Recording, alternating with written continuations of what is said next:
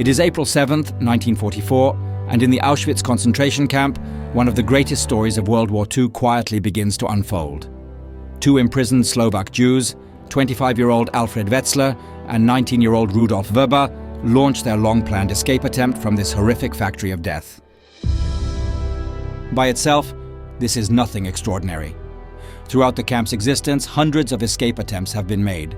But unlike most, Wetzler and Vrba succeed.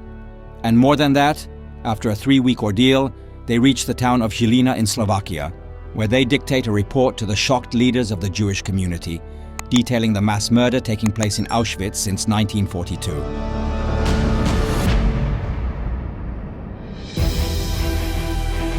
This document becomes one of the most important of the 20th century. After its publication, it is no longer possible to pretend that the world is unaware of the extermination camps.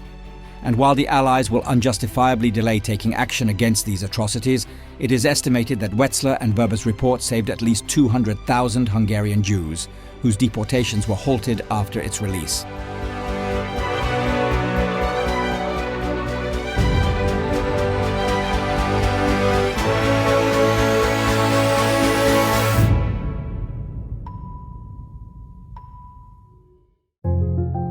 Alfred Wetzler, prisoner number 29,162, born in 1918 in Trnava, Slovakia.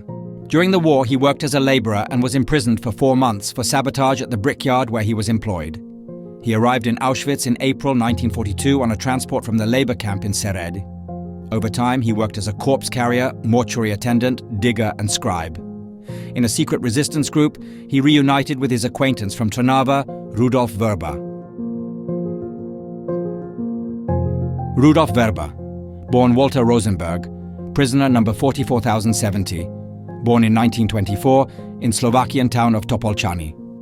As a Jew, he was expelled from high school and then worked as a laborer. At 17, he attempted to emigrate, but was caught by the Hungarian border guards. He was sent to the Novaki internment camp and in June 1942, deported to Poland. He spent 2 weeks in the Majdanek concentration camp before being transferred to Auschwitz. There, he worked as a forced laborer at the Bunawerke factory and later in the commando sorting the belongings of murdered victims. He was one of the few to survive a brutal beating of 50 lashes for smuggling items between different parts of the camp. In the final period before his escape, he worked as a registrar. Wetzler and Vrba began planning their escape in the second half of 1943.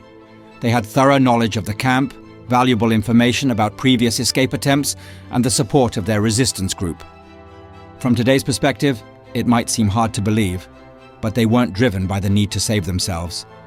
They had long accepted that survival was unlikely. Instead, their driving force was the desperate need to inform the world about what was happening in Auschwitz-Birkenau. They were absolutely convinced that once the Allies learned the truth, they would immediately take action. Mojí hlavní pohnutkou, když jsem byl v Auschwitze, byl hněv nad německou drzostí. Ta samozřejmost, s jakou se oni pohybovali mezi umírajícími lidmi zahalenými do bláta, krve, moče a výkalů, v bezvadně vyčistěných oblecích a naleštěných čižvách s jezdeckým bičíkem v rukách, tak 100% vědomí své nadřazenosti, že mě to opravdu hněvalo.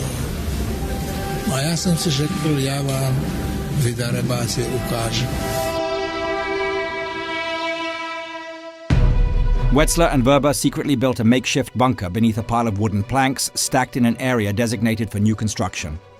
This was located beyond the fence that enclosed the main camp.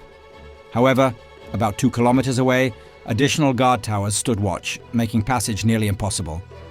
When the prisoners working in this outer zone returned to the main camp, the guards from these towers withdrew. If anyone was missing, the guards would remain on high alert for 3 days, and the entire area would be searched with patrols and dogs. The two men knew they had to stay hidden under the planks for at least 72 hours.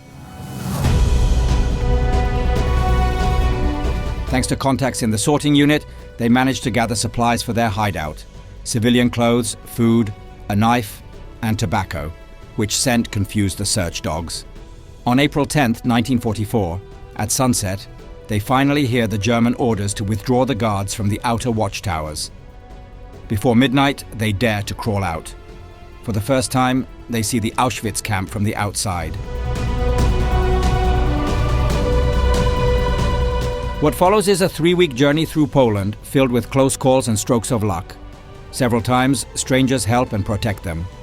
Finally, after 100 miles, they reach the Slovakian town of Žilina.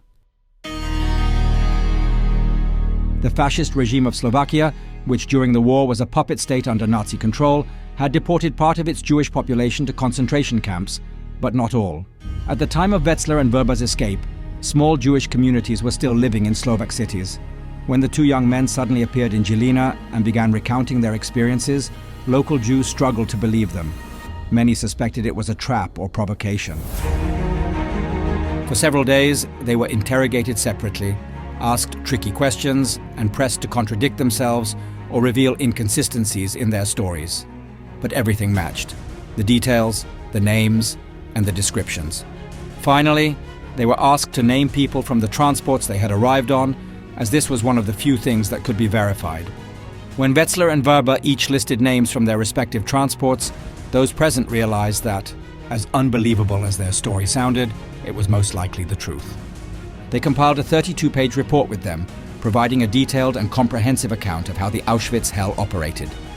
Even today, it is difficult to read. The unimaginable horrors, presented in a matter-of-fact, detached manner, are almost impossible for the mind to process. One example stands out. Our task was to unload the dead, the dying, and the luggage from the wagons. The dead, meaning anyone who could not stand, were piled up. A commission carried out a selection, taking about 10% of the men and 5% of the women into the camp. The rest were loaded onto trucks and sent to Brzezinka, where they were gassed. The dead and dying were taken directly to the crematoriums. It often happened that small living children were thrown onto the trucks along with them. The further fate of Wetzler and Vrba's report could be a story of its own. It was produced in 3 copies, each meant to reach the Western Allies by a different route.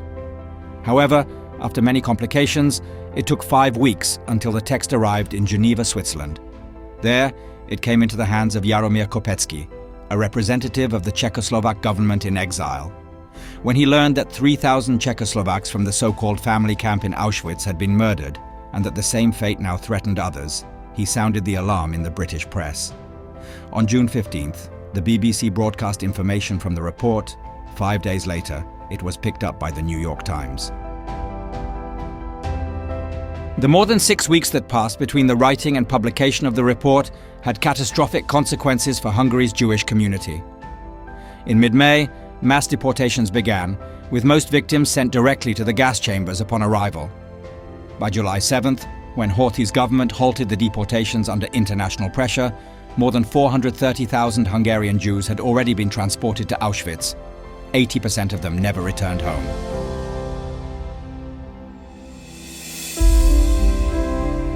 But even this was not the end.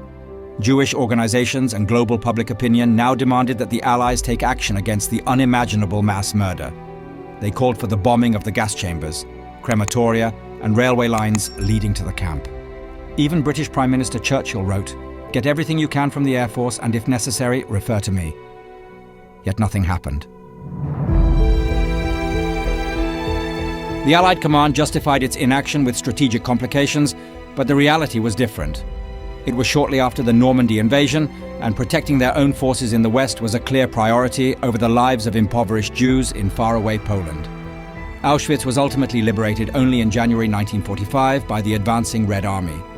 Before retreating, the Germans blew up the gas chambers and crematoria and sent all remaining prisoners capable of walking to forced labor camps in the Reich. By the time the camp was liberated, only 7,000 emaciated prisoners were found among the ruins.